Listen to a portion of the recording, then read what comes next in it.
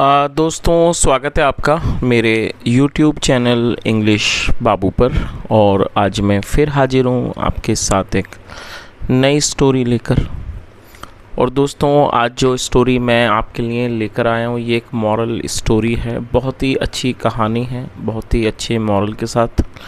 उसके अलावा दोस्तों, आज की इस कहानी में आपको कुछ नए एडवांस लेवल के वर्ड मीनिंग सीखने को मिलेंगे, उनकी करेक्ट प्रोनाउंसिएशन के बारे में पता चलेगा। और हमेशा की तरह जो इसका ग्रामर का पार्ट है उसे बिल्कुल डिटेल में कवर करेंगे, तो एक एक स्ट्रक्चर को आप बड़ी आसानी से सीख पाएंगे। तो चलिए दोस्तों, आज की इस कहानी को हम शुरू करते हैं। और सबसे पहले कहानी का टाइटल देखते हैं। कहानी का टाइटल है the horse and the lion. क्या मतलब हुआ दोस्तों? The horse and the lion का मतलब हुआ कि घोड़ा और शेर। तो दोस्तों, ये आज की इस कहानी का टाइटल है, शीर्षक है। और अब मैं इसे पढ़ना शुरू करता हूँ। आप लोगों से रिक्वेस्ट है कि आप कहानी को बिल्कुल ध्यान से सुनें। और यदि आज की कहानी में आपको कोई भी नया शब्द या फिर नया स्ट्रक्चर मिले तो आप उसको नोट करें। और यदि आपको कहानी पसंद आए तो लाइक भी ज़रूर करें। तो चलिए इसको शुरू करते हैं। Long ago there was a farmer who had an old horse with him. क्या मतलब हुआ? लॉन्ग अगो का मतलब होता है बहुत समय पहले या बहुत पहले। There was a farmer. दोस्तों, ये जो वाक्य है ये एक सिंपल पास्ट का सेंटेंस है। सिंपल पास्ट का मतलब होता है जब हम पास्ट में कोई ऐसा वाक्य बनाएं जहां वॉज या फिर वर का यूज़ किया जाता है हेल्पिंग वर्ब के रूप में। और ऐसे वाक्यों में कभी भी ऐसे वाक्यों में वॉज या वर्ब का तो यूज़ किया जाएगा हेल्पिंग वर्ब के रूप में, लेकिन कभी भी वर्ब का प्रयोग नहीं किया जाता है। मात्र नाउन या एडजेक्टिव को लेकर वाक्य बनाया जाता है। और उसके अलावा दोस्तों, अगर इस तरह के वाक्यों की शुरुआत में देयर आएगा तो देयर का कोई मतलब नहीं निकाला जाता। ये सिर्फ एक इंट्रोडक्टरी नाउन है, इंट्रोडक्टरी शब्द है, तो इसका कोई अलग से मतलब नहीं निकाला जाएगा। Long ago there was a farmer, बहुत पहले एक किसान था। Who had an old horse with him. दोस्तों, हु जो है एक रिलेटिव प्रोनाउन है। जब हम किसी का रेफरेंस देते हैं तो हु का यूज़ किया जाता है। और ये जो वाक्य है ये पास्ट का पजेसिव वाक्य है। पास्ट पजेसिव मतलब जब हम पास्ट में दिखाते हैं किसी के पास कुछ था तो ऐसे वाक्यों में हैड का यूज़ हेल्पिंग वर्ब के रूप में किया जाता है। तो इस तरह से पूरी लाइन का क्या अर्थ निकला? लॉन्ग अगो, बहुत समय, बहुत पहले। देयर वॉज ए फार्मर, एक किसान था। Who had an old horse with him, जिसके पास एक बूढ़ा घोड़ा था। दोस्तों, ओल्ड का मतलब पुराना भी होता है, उसके अलावा ओल्ड का मतलब बूढ़ा भी होता है। तो क्या अर्थ हुआ? जिसके पास एक बूढ़ा घोड़ा था। As the horse had become old, the farmer told the horse to leave his house and live in some forest. क्या अर्थ हुआ? As the horse and had become old. दोस्तों, यहाँ पर हैड के साथ थर्ड फॉर्म का यूज़ किया गया। ये पास्ट परफेक्ट का सेंटेंस है। पास्ट परफेक्ट का मतलब होता है पास्ट में किसी क्रिया का पूरा होना, पाया जाना। आया था, गया था, दिया था, चुका था, इस तरह के जो शब्द हैं वो पास्ट परफेक्ट की टेल पर पाए जाते हैं। और पास्ट परफेक्ट में हैड का इस्तेमाल हेल्पिंग वर्ब के रूप में किया जाता है। साथ में वर्ब की थर्ड फॉर्म भी लगाई जाती है। एज, क्योंकि। The horse had become old, क्योंकि घोड़ा बूढ़ा हो चुका था। The farmer told the horse, किसान ने घोड़े को कहा। टू लीव का मतलब छोड़ देना। टू लीव हिज हाउस, अपना घर छोड़ देने को कहा। एंड लिव, और रहने को, इन सम फॉरेस्ट, किसी जंगल में। तो इस तरह से पूरी लाइन का क्या अर्थ निकला? As the horse had become old, क्योंकि घोड़ा बूढ़ा हो चुका था। The farmer told the horse to leave his house and live in some forest, किसान ने घोड़े को अपना घर छोड़ने के लिए और किसी जंगल में रहने को कहा। The horse became very sad. दोस्तों, ये जो वाक्य है ये पास्ट इंडेफिनिट का अफर्मेटिव वाक्य है। और पास्ट इंडेफिनिट में जब हम अफर्मेटिव का कोई भी वाक्य बनाते हैं तो वहाँ वर्ब की सेकंड फॉर्म का यूज़ किया जाता है। बिकम का मतलब होता है बनना, और सेकंड फॉर्म है became. The horse became very sad, sad मतलब उदास। घोड़ा बहुत उदास हो गया। He said to his master, master का मतलब था मालिक। He said to his master, उसने अपने मालिक से कहा। मास्टर मतलब कि मालिक। I am your old servant. और दोस्तों ये जो वाक्य है ये एक सिंपल प्रेजेंट का वाक्य है, जिसे ऊपर आपको एक एग्जांपल मिला था सिंपल पास्ट का। ये सिंपल प्रेजेंट है, जैसे सिंपल पास्ट में वॉज या वर का यूज़ किया जाता है हेल्पिंग वर्ब के रूप में, ठीक उसी तरह से सिंपल प्रेजेंट में इज़, एम, आर का इस्तेमाल किया जाता है, साथ में नाउन या एडजेक्टिव को लेकर वाक्य को बनाया जाता है। तो क्या अर्थ हुआ? The horse became very sad, घोड़ा बहुत उदास हो गया। He said to his master, master का मतलब होता है मालिक, उसने अपने मालिक से कहा, मालिक भी कहते हैं इसको, स्वामी भी कहा जाता है। उसने अपने मालिक से कहा, मास्टर मतलब कि मालिक, I am your old servant, मैं तुम्हारा पुराना नौकर हूँ। I have served you all my life. दोस्तों ये जो वाक्य है ये प्रेजेंट परफेक्ट का सेंटेंस है। प्रेजेंट परफेक्ट मतलब वर्तमान में किसी क्रिया का पूरा होना, पाया जाना, आया है, गया है, दिया है, चुका है, इस तरह के शब्द आपको मिलेंगे प्रेजेंट परफेक्ट में। और प्रेजेंट परफेक्ट में आई, वी, यू, दे और प्लूरल के साथ हैव का यूज़ किया जाएगा हेल्पिंग वर्ब के रूप में। ही, शी, इट और सिंगुलर में हैज़ का इस्तेमाल किया जाता है, साथ में वर्ब की थर्ड फॉर्म लगाई जाती है। और ये वर्ब की थर्ड फॉर्म है, सर्व का मतलब होता है सेवा करना, और ये थर्ड फॉर्म है। तो उसने क्या कहा? Master I am your old servant, मतलब कि मालिक मैं तुम्हारा पुराना नौकर हूँ। I have served you all my life, मैंने अपने पूरे जीवन आपकी सेवा की है। I have always been faithful to you. दोस्तों आप इसे ज़रूर नोट कर लें, FAITHFUL, फेथफुल एडजेक्टिव है जिसका मतलब होता है वफादार या फिर निष्ठावान, जिस व्यक्ति में निष्ठा होती है। तो क्या अर्थ हुआ? I have always been faithful to you, मैं आपके प्रति हमेशा वफादार रहा हूँ।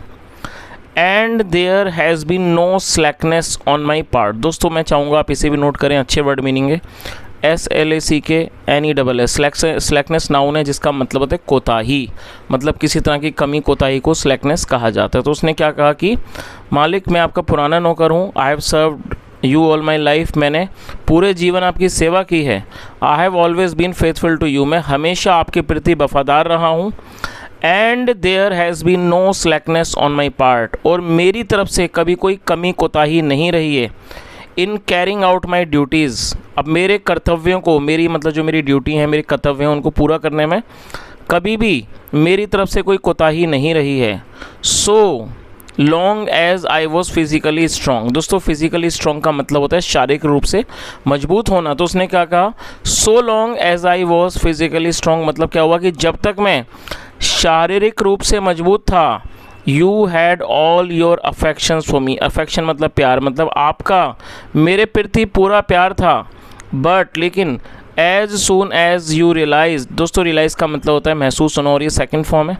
But as soon as you realise, लेकिन जैसे ही आपको एहसास हुआ दैट की I have become physically infirm. दोस्तों फिजिकली इनफर्म का मतलब होता है शारीरिक दुर्बलता या फिर दुर्बल। तो उसने क्या कहा कि but as soon as you realise, लेकिन जैसे ही आपको एहसास हुआ कि I have become physically infirm, कि मैं शारीरिक रूप से दुर्बल हो गया हूँ। इनफर्म मतलब दुर्बल, मैं शारीरिक रूप से दुर्बल हो गया हूँ।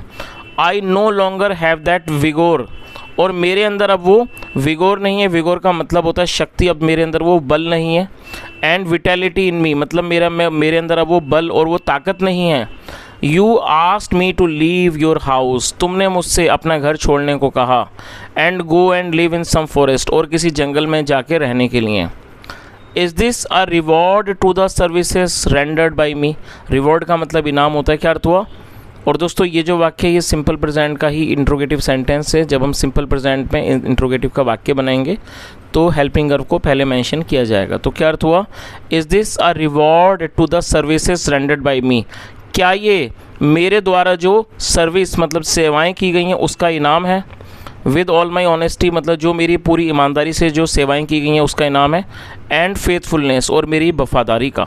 चलिए तो दोस्तों ये जो घोड़ा था, जब उसके मालिक के द्वारा उसको कहा गया कि तुम मेरा घर छोड़ दो, तो जो घोड़ा था बहुत ज़्यादा उदास हो गया। जाहिर सी बात है उदास होने की ही बात है, क्योंकि उसने उसके जीवन भर सेवा की थी। तो जो घोड़ा था उसने अपने मालिक से कहा कि मालिक मैं आपका पुराना नौकर हूँ, मैंने पूरे जीवन आपकी सेवा की है और मैं हमेशा ही आपके प्रति वफ़ादार रहा हूँ। मेरी तरफ से काम में कभी भी कोई भी कोताही नहीं रही है, और जब तक मैं शारीरिक रूप से मजबूत था, मतलब आपका प्यार था मेरे प्रति। लेकिन जैसे ही आपको इस बात का एहसास हुआ कि मैं जो है वो शारीरिक रूप से दुर्बल हो गया हूँ, और मेरे अंदर अब कोई भी ताकत नहीं बची है। आपने मुझे अपना घर छोड़ने को और किसी जंगल में रहने को कहा। क्या ये उस ईमानदारी और वफादारी का इनाम है जो मेरे द्वारा मतलब सेवा की गई है? चलिए देखते हैं आगे किसान ने क्या कहा।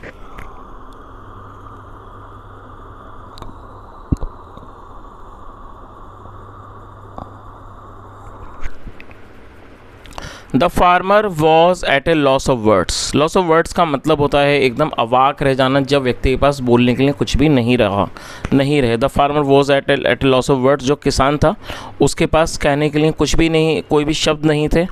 ही हैड नो लॉजिकल आंसर, और उसके पास कोई भी तार्किक जवाब नहीं था। दोस्तों लॉजिकल आंसर का मतलब तार्किक जवाब, तार्किक उत्तर, उसके पास कोई भी तार्किक उत्तर नहीं था। ऑल राइट, ठीक है। The farmer said to the horse, किसान ने घोड़े से कहा, you can stay in my house, तुम मेरे घर में रह सकते हो। प्रोवाइडेड का मतलब बशर्ते, provided you bring me a lion, बशर्ते तुम मेरे लिए एक शेर लाओ। I want a lion's skin. और दोस्तों ये प्रेजेंट इंडेफिनिट का वाक्य है जहाँ पर वर्ब की फर्स्ट फॉर्म या फिफ्थ फॉर्म का यूज़ किया जाता है। वॉन्ट मतलब चाहना, तो उसने क्या कहा, आई वॉन्ट ए लॉइन्स स्किन, मुझे एक शेर की खाल चाहिए। चलिए आगे देखिए।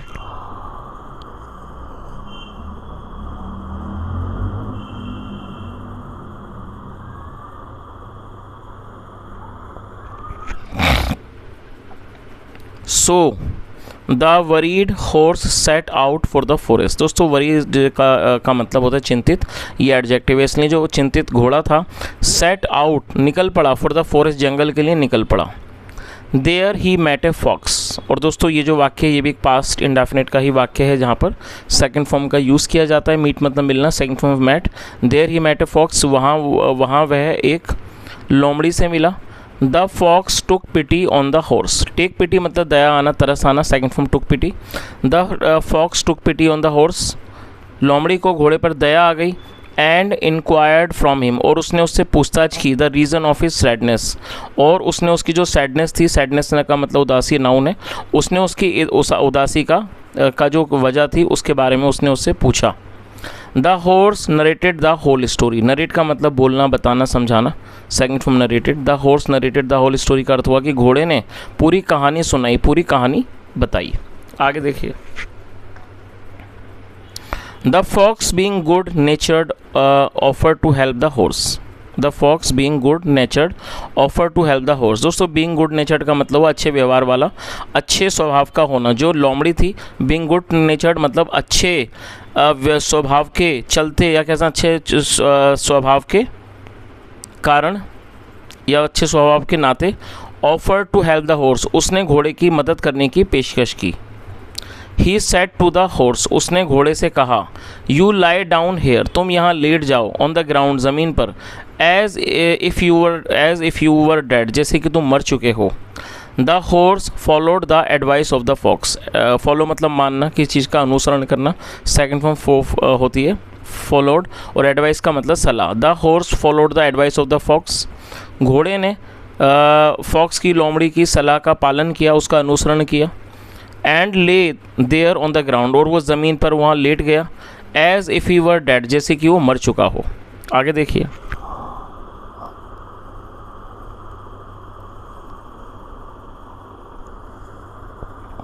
Then the fox met king lion and said. फिर क्या अर्थ हुआ? Then the fox met king lion and said, फिर लोमड़ी शेर राजा से मिली और कहा, योर मजेस्टी, महाराज, योर मजेस्टी का मतलब था महाराज, महाराज, there is a dead horse lying in an open field. क्या अर्थ हुआ? और दोस्तों लाई का मतलब पड़े हुआ होना होता है, और ये जो लाइंग है इसको यहाँ पर एडजेक्टिव के रूप में प्रयोग भी किया गया है। तो क्या अर्थ हुआ? Then the fox met king lion and said, फिर लोमड़ी शेर राजा से मिली और कहा, योर मजेस्टी, महाराज, there is a dead horse lying in an open field. तो उसने क्या कहा कि महाराज, एक खुले मैदान में एक मरा हुआ घोड़ा पड़ा हुआ है। इट्स बेटर यू कम, अच्छा होगा कि आप आएँ, and see for yourself, और अपने आप देखें। आगे देखिए। When the fox and the lion reached the spot, reach मतलब पहुँचना, और सेकंड फॉर्म है। जब लोमड़ी और शेर उस स्थान पर पहुँचे, where the horse was lying, जहाँ पर घोड़ा पड़ा हुआ था, प्रिटेंडिंग टू बी डेड। और दोस्तों प्रिटेंड का मतलब दिखावा करना, मतलब मरे हुए होने का दिखावा कर कर वो पड़ा हुआ था। द फॉक्स सैड, लोमड़ी ने कहा, let us pull this horse, चलो हम इस घोड़े को खींचते हैं, पुल मतलब खींचना, एंड पुट इट, इसको रख देते हैं, बिहाइंड द बुशेस, झाड़ियों के पीछे, सो दैट, ताकि we could have a peaceful meal, ताकि हम एक आरामदायक भोजन कर सकें। वट आई डू, मैं क्या करूँगा, is that I will tie your tail, मैं तुम्हारी पूँछ को बांध दूंगा, to the tail of the horse, घोड़े की पूँछ से। चलिए दोस्तों, आज हम इस कहानी को यहीं तक रखते हैं। ये थोड़ी सी बड़ी स्टोरी है और मेरे थोड़े गले में आज पेन है, क्योंकि आमतौर पर मैं कोशिश करता हूँ पूरी ही वीडियो कवर करने की, लेकिन दोस्तों बड़ी वीडियो है ये थोड़ा सा, तो आज मैं इसको कवर नहीं कर पाऊँगा। आज मैं इसको यहीं तक रखता हूँ और मैं कल कोशिश करूँगा इसका जो सेकंड पार्ट है इसमें हम इस कहानी को पूरा कवर कर लेंगे और आगे हमें पता चलेगा इस घोड़े का आखिर क्या हुआ। तो दोस्तों ये आज की कहानी थी। यदि आपको पसंद आई हो, मेरा पढ़ाने का प्रयास भी आपको अच्छा लगा हो, तो आपसे रिक्वेस्ट है आप इस वीडियो को लाइक करें, शेयर करें, चैनल को ज़रूर सब्सक्राइब करें, और यदि आप सेकंड पार्ट भी देखना चाहते हैं, सुनना चाहते हैं, तो कमेंट में ज़रूर बताएं। यहाँ तक सुनने के लिए thank you so much. Have a nice day and bye.